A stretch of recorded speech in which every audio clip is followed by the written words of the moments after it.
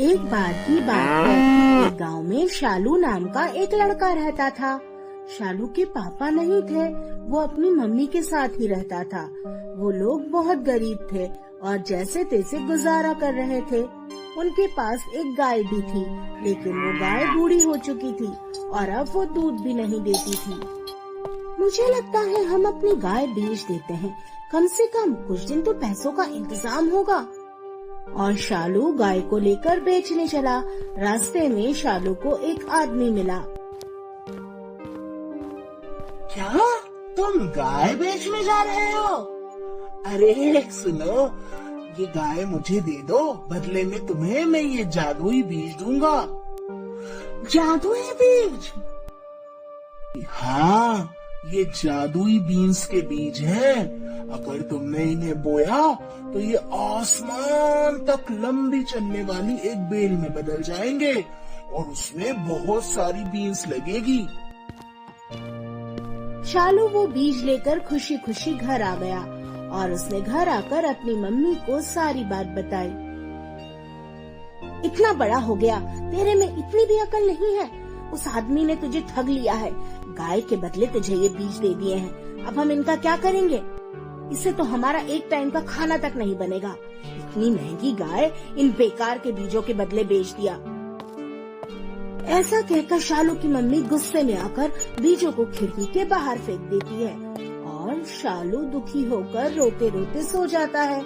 लेकिन सुबह जब वो सोकर उठता है तो खिड़की के बाहर उसे कुछ भी दिखाई नहीं देता और वो देखता है कि खिड़की के ऊपर तो लंबी लंबी बेलें चल रही है।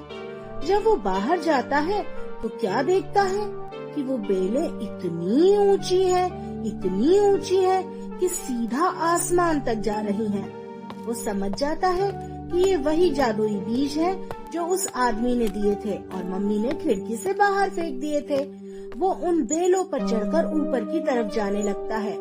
बहुत देर ऊपर चढ़ने के बाद वो बहुत ऊंचाई पर पहुंच जाता है, जहाँ चारों तरफ बादल ही बादल और आसमान ही आसमान दिखाई देता है दूर दूर तक। वो इधर उधर देखने लगता है। तभी वहाँ एक परी आती है। अरे तुम तो शालू हो ना? तुम यहाँ कैसे? क्या तुम्हें पता चल गया कि वो राक्षस यही रहता है जिसने तुम्हारे पिता की सारी संपत्ति छीन ली थी? ये आप क्या कह रही हो? मुझे कुछ समझ नहीं आ रहा। मेरे पिता की संपत्ति किसने छीनी थी? क्यों, तुम नहीं जानते कि यहाँ एक राक्षस रहता है? वो बादलों के ऊपर महल बनाकर रहता है। वो साधु बनकर तुम्हारे घर आया था। उसने तुम्हारे पापा को बेवकूफ बनाया और उनकी सारी संपत्ति हड़प ली। उसके बाद ही तुम्हारे पापा को इस बात का इतना सदमा लगा कि तुम्हारे पापा हार्ट अटैक से चल बसे। तुम्हें जरूर कुछ करके उस राक्षस से अपनी संपत्ति वापस लेना चाहिए, क्योंकि उस पर सिर्फ तुम्हारा हक है। अच्छा, कहाँ मिलेगा मुझे वो राक्षस? यहाँ से जो सीधी बादलों वाली सड़क दिखाई दे रही है, वही चलते जाना। थोड़ी दूर पर एक महल दिखाई देगा, वो उस राक्षस का महल है। लेकिन एक बात याद रखना, वो राक्षस बहुत खतरनाक है। अगर उसने तुम्हें देख लिया तो वो तुम्हें छोड़ेगा नहीं। लेकिन हाँ, उसकी पत्नी बहुत अच्छी है। परी की बात सुनकर शालू उस सड़क पर चलने लगता है। बादलों की सड़क पार करने के बाद उसे एक महल दिखाई देता है। वो जाकर महल का दरवाजा खटखटाता है। एक बहुत बड़ी सी औरत बाहर निकल कर आती है। वो थी तो राक्षस की पत्नी, लेकिन वो बहुत दयालु थी। उसका कोई बच्चा भी नहीं था, तो वो बच्चों से बहुत प्यार करती थी। वो शालू को देखकर खुश हो जाती है।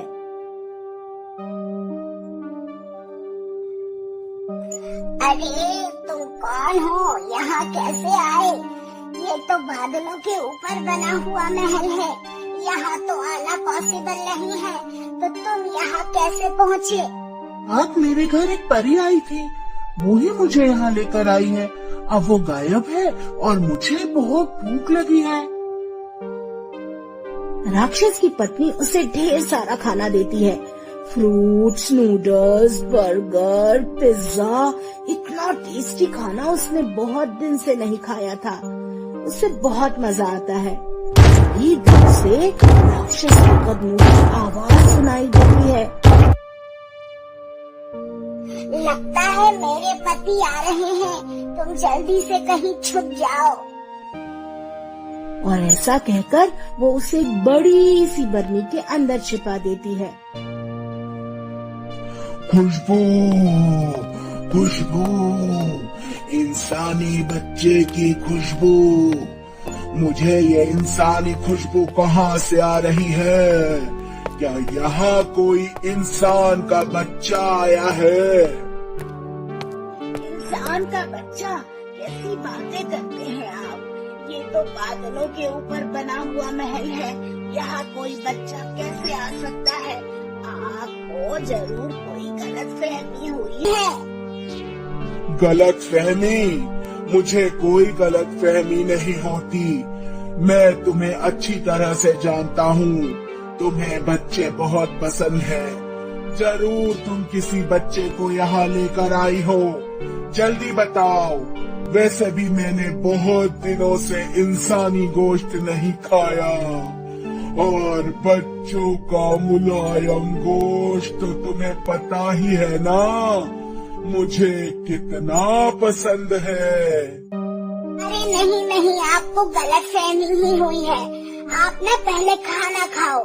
देखो मैंने आपके लिए आज मटन बनाया है। और राक्षस गप गप करके पूरा मटन खा जाता है। फिर वो अपनी पत्नी से कहता है, जरा वो रुपयों की पोटली तो लाना, मुझे पैसा गिनना है। देखूं जरा उसमें कितने पैसे बचे हैं।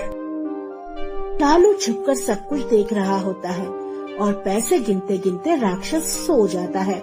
राक्षस के सोने के बाद शालू धीरे से निकल कर आता है और पूरी पोटली के पैसे समेटता है और पैसों की पोटली लेकर वहाँ से निकल जाता है। वो वापस घर आकर सारा पैसा अपनी मम्मी को देता है और मम्मी को झूठी कहानी बता देता है।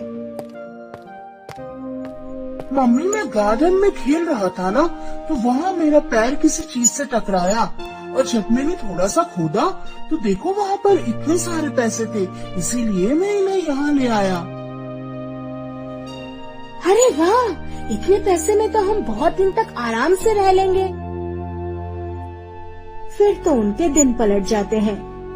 शालू एक दिन फिर से बेल पर चढ़कर आसमान में जाता है, लेकिन इस बार वो एकदम नए कपड़े